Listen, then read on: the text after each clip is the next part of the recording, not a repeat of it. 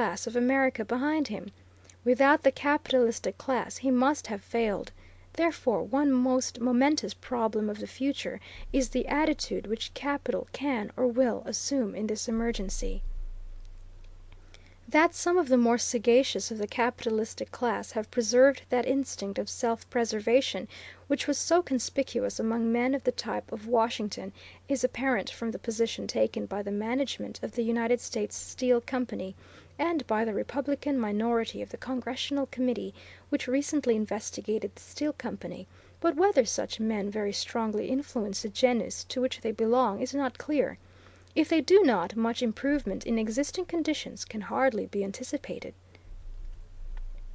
If capital insists upon continuing to exercise sovereign powers without accepting responsibility as for a trust, the revolt against the existing order must probably continue, and that revolt can only be dealt with, as all servile revolts must be dealt with, by physical force. I doubt, however, if even the most ardent and optimistic of capitalists would care to speculate deeply upon the stability of any government capital might organize which rested on the fundamental principle that the American people must be ruled by an army. On the other hand, any government to be effective must be strong. It is futile to talk of keeping peace in labor disputes by compulsory arbitration, if the government has not the power to command obedience to its arbitrator's decree. But a government able to constrain a couple of 100,000 discontented railway employees to work against their will must differ considerably from the one we have. Nor is it possible to imagine that labor will ever yield peaceful obedience to such constraint, unless capital makes equivalent concessions, unless, perhaps, among other things, capital consents to erect tribunals which shall offer relief to any citizen who can show himself to be oppressed by the monopolistic price. In fine, a government, to promise stability in the future, must apparently be so much more powerful than any private interest, that all men will stand equally before its tribunals, and these tribunals must be flexible enough to reach those categories of activity which now lie beyond legal jurisdiction. If it be objected that the American people are incapable of an effort so prodigious, I readily admit that this may be true, but I also contend that the objection is beside the issue. What the American people can or cannot do is a matter of opinion, but that social changes are imminent appears to be almost certain. Though these changes cannot be prevented, possibly they may, to a degree, be guided, as Washington guided the changes of 1789. To resist them perversely, as they were resisted at the Chicago Convention of 1912, can only make the catastrophe, when it comes, as overwhelming as was the consequent defeat of the Republican party. Approached thus, that convention of 1912 has more than a passing importance, since it would seem to indicate the ordinary phenomenon that a declining favored class is incapable of appreciating an approaching change of environment which must alter its social status. I began with the proposition that, in any society which we now understand, civilization is equivalent to order, and the evidence of the truth of the proposition is, that amidst disorder, capital and credit, which constitute the pith of our civilization, perish first. For more than a century past, capital and credit have been absolute, or nearly so; accordingly it has not been the martial type which has enjoyed sovereignty, but the capitalistic. The warrior has been the capitalist's servant. But now, if it be true that money in certain crucial directions is losing its purchasing power, it is evident that capitalists must accept a position of equality before the law under the domination of a type of man who can enforce obedience, their own obedience as well as the obedience of others.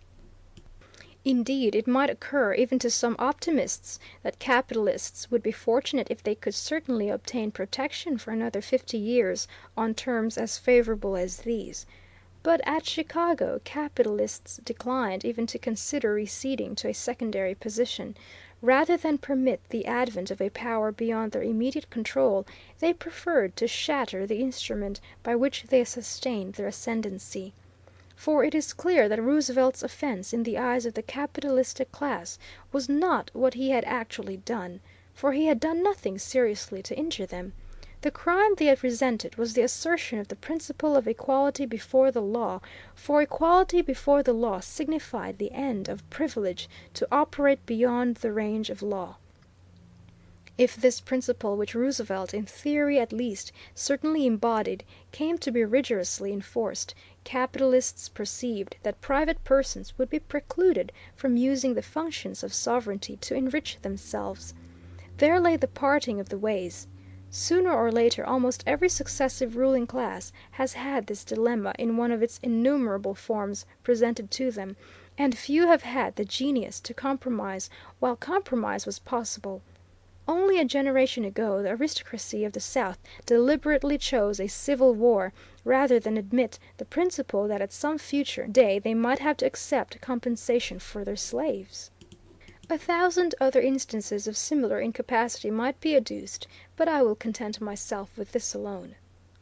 Briefly, the precedents induce the inference that privileged classes seldom have the intelligence to protect themselves by adaptation when nature turns against them, and, up to the present moment, the old privileged class in the United States has shown little promise of being an exception to the rule.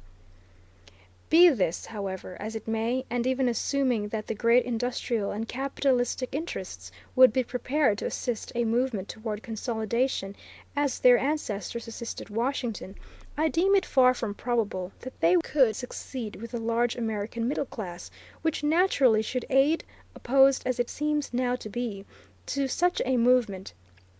Partially, doubtless, this opposition is born of fear, since the lesser folk have learned by bitter experience that the powerful have yielded to nothing save force, and therefore that their only hope is to crush those who oppress them. Doubtless, also, there is the inertia incident to long tradition, but I suspect that the resistance is rather due to a subtle and, as yet, nearly unconscious instinct, which teaches the numerical majority, who are inimical to capital, that the shortest and easiest way for them to acquire autocratic authority is to obtain an absolute mastery over those political tribunals which we call courts. Also, that mastery is being by them rapidly acquired. So long as our courts retain their present functions, no comprehensive administrative reform is possible, whence I conclude that the relation which our courts shall hold to politics is now the fundamental problem which the American people must solve before any stable social equilibrium can be attained. Theodore Roosevelt's enemies have been many and bitter. They have attacked his honesty, his sobriety, his intelligence, and his judgment, but very few of them have hitherto denied that he has a keen instinct for political strife. Only of late has this gift been doubted, but now eminent politicians question whether he did not make a capital mistake when he presented the reform of our courts of law, as expounders of the Constitution, as one of his two chief issues in his canvass for a nomination for a third presidential term. After many years of study of and reflection upon this intricate subject, I have reached the conviction that, though Mr. Roosevelt may have erred in the remedy which he has suggested, he is right in the principle which he has advanced, and in my next chapter I propose to give the evidence and explain the reasons which constrain me to believe that American society must continue to degenerate until confusion supervenes, if our courts shall remain semi-political chambers.